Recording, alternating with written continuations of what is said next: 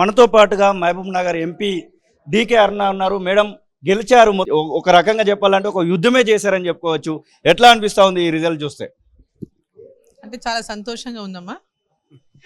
ఎందుకంటే ముఖ్యమంత్రి కాన్స్టిట్యున్సీ తన జిల్లా తన నియోజకవర్గంలో ఈ పార్లమెంట్ సెగ్మెంట్లో ఉందని, ఈ పార్లమెంట్ అంటే ఈ సెగ్మెంట్కి ఇన్ఛార్జ్ తను తీసుకున్నాడని, సో ఈ పార్లమెంట్లో 11 సార్లు ఈ పార్లమెంట్లో వచ్చి ప్రచారం చేసిండు. ప్రతి నియోజకవర్గంలో పబ్లిక్ మీటింగ్లు చేసిండు, మండల స్థాయిలో కూడా మీటింగ్లు చేసిండు ఆయన. సో పెద్ద ఎత్తున టార్గెట్ చేసి ఎట్టి పరిస్థితుల్లో ఇక్కడ నుంచి డీకే అరుణ గెలవకూడదు, భారతీయ జనతా పార్టీ గెలిస్తే తనకి ఇబ్బంది అవుతుంది అనేటటువంటి విధంగా కూడా ప్రచారం చేసుకున్నాడు. ఆమె గెలిస్తే నేను మహబూబ్నగర్ జిల్లాకు ముఖ్యమంత్రి పదవి వచ్చింది, ఆ మంత్రి పదవి కూడా ప్రమాదం ఏర్పడుతుంది అనేటటువంటి ప్రచారం కూడా చేసిండు. ఇంకా అనేక రకాలుగా చేసిండు. రెడ్డి కమ్యూనిటీలో కూడా ప్రచారం చేసిండు. రెడ్డి కమ్యూనిటీ అంతా కూడా ఏకం కావాలి, ఆమె గెలిస్తే మన కమ్యూనిటీకి వచ్చినటువంటి అవకాశం కోల్పోయినట్లయితుందని ప్రచారం కూడా చేసిండ్రు.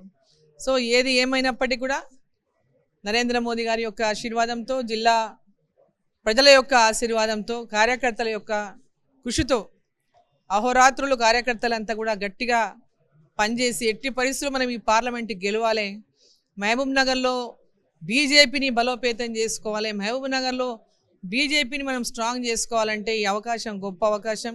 మోదీ గారు మళ్ళీ ప్రధానమంత్రి అవుతారు, మన జిల్లా నుంచి పార్లమెంట్ సభ్యురాలుగా అరుణమ్మని గెలిపించాలని ప్రజలందరూ పట్టుబట్టి, కార్యకర్తలందరూ పట్టుబట్టి ఈ యొక్క విజయాన్ని అందించిండ్రు. 4 ఉన్నటువంటి ఎంపీ సీట్లు ఇప్పుడు 8 సీట్లకు పెరిగినటువంటి సందర్భం కనబడతా ఉంది. అలాగే 14% గత ఎమ్మెల్యే ఎలక్షన్స్లో కనబడతాయి. ఇప్పుడు 36% ఓటింగ్ కూడా బీజేపీ పార్టీ కనబడతా ఉంది. ఈ యొక్క పెరిగినటువంటి ఓట్లను, సీట్లను ఎట్లా తీసుకోవచ్చు?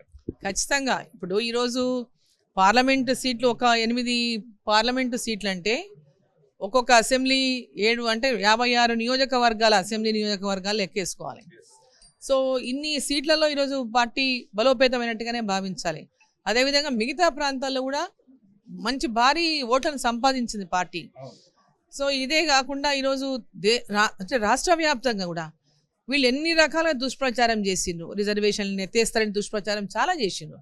చివరి నిమిషంలో కొత్త ఎత్తుగడలని కాంగ్రెస్ పార్టీ తీసుకున్నది. ఇక్కడ ఎన్ని ఎత్తుగడలు వేసినా ముస్లిం ఓటుని ఏకపక్షం చేసుకోవడానికి, అదేవిధంగా రిజర్వేషన్ల పేరుతోన ఎస్టీల ఓట్లని, ఎస్సీల ఓట్లని కూడా ఏకపక్షం చేసుకోవడానికి తీవ్ర ప్రయత్నం చేసింది కాంగ్రెస్ పార్టీ. ఇక్కడ లేనటువంటి కొత్త వార్తలను కూడా, కొత్త న్యూస్ని కూడా చేసి రాజకీయంగా ఎదుర్కోనలేక ఇటువంటి దుష్ప్రచారాన్ని కూడా చేసినటువంటి పరిస్థితి మనం చూసినాం. సో ఇవన్నీ ఏదనే పనేటి కూడా తెలంగాణ రాష్ట్రంలో 8 స్థానాలు గెలవడం ఖచ్చితంగా రాబోయేటటువంటి కాలంలో భారతీయ జనతా పార్టీ వైపు ప్రజలు ఉంటారనేటటువంటి విశ్వాసాన్ని ఎన్నిక కలిగించింది. మొన్నటి ఎన్నికల్లోనే ఏదో చావు తప్పి కన్ను లొట్టబోయి గెలిచింది కాంగ్రెస్ పార్టీ. సో ఇక్కడ కేసీఆర్ మీద ఉన్నటువంటి వ్యతిరేకతతోనే కాంగ్రెస్ పార్టీ అధికారంలోకి వచ్చింది. సో కాబట్టి ఇప్పుడు కూడా ప్రజలు వారు ఇచ్చినటువంటి అనేక హామీలు ఏవైతే ఉన్నాయో ప్రజలకు ఇచ్చిన హామీలను నెరవేర్చడానికి భారతీయ జనతా పార్టీ కాంగ్రెస్ ప్రభుత్వం పైన ఎప్పటికప్పుడు ప్రజలకు ఇచ్చిన ప్రతి హామీని నిలబెట్టించడానికి మా యొక్క పోరాటం ప్రజల పక్షాన ఉంటుంది. తప్పకుండా ఇక్కడ రేవంత్ రెడ్డి రెఫరెండం అని చెప్పడం జరిగింది. 14 సీట్లు మేము గెలుస్తాము, మా యొక్క 5 నెలల పాలనని రెఫరెండం అని చెప్పడం జరిగింది. కానీ చివరికి 8 బీజేపీకి వస్తే అదే 8 కాంగ్రెస్ పార్టీకి కూడా కనబడతా ఉన్నాయి. ఓట్ షేరింగ్లో కూడా అదే స్థాయిలో కనబడతా ఉంది. ఈ రెఫరెండాన్ని ఎట్లా చూడొచ్చు అంటారు మీరు? అంటే ఇక్కడ చాలా స్పష్టంగా తెలుస్తూ ఉంది. ఇక్కడ మొన్న వాళ్ళు గెలిచిన గెలుపు కాదనేది ఈ రిజల్ట్స్తోనే చాలా స్పష్టంగా తెలుస్తూ ఉంది. రెఫరెండం అని చెప్పినప్పుడు ఈ రెఫరెండంలో వాళ్ళు ఫెయిల్ అయినట్టే లెక్క.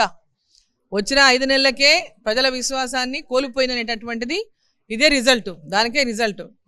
సో ఈరోజు రెఫరెండం అని చెప్పినటువంటి రేవంత్ రెడ్డి గారు మరి దీన్ని మరి ఏ విధంగా దానికి సమాధానం ఇస్తారో రేవంత్ రెడ్డి గారే చెప్పాలి.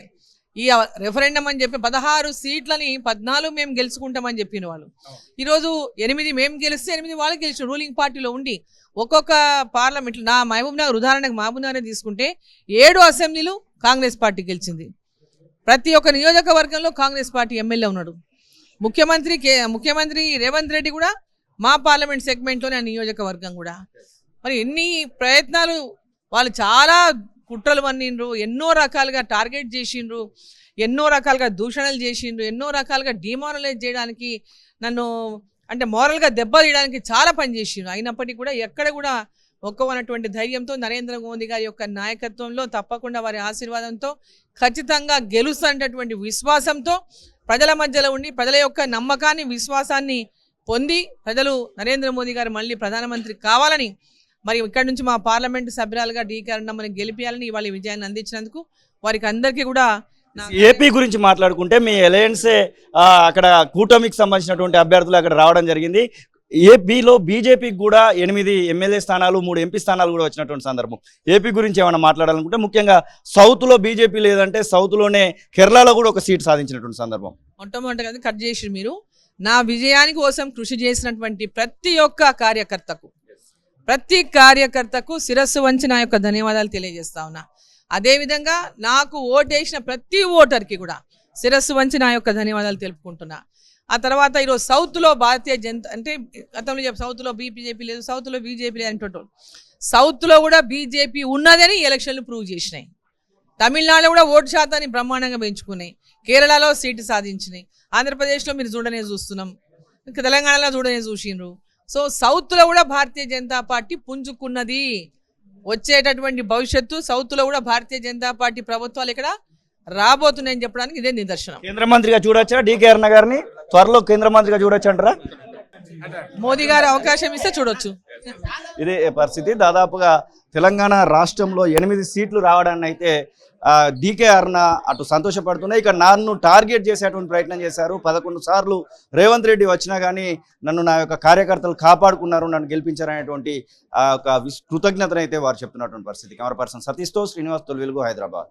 అసలైన తొలి వెలుగు. ఫాలో వాట్సాప్ @తొలి వెలుగు అఫీషియల్.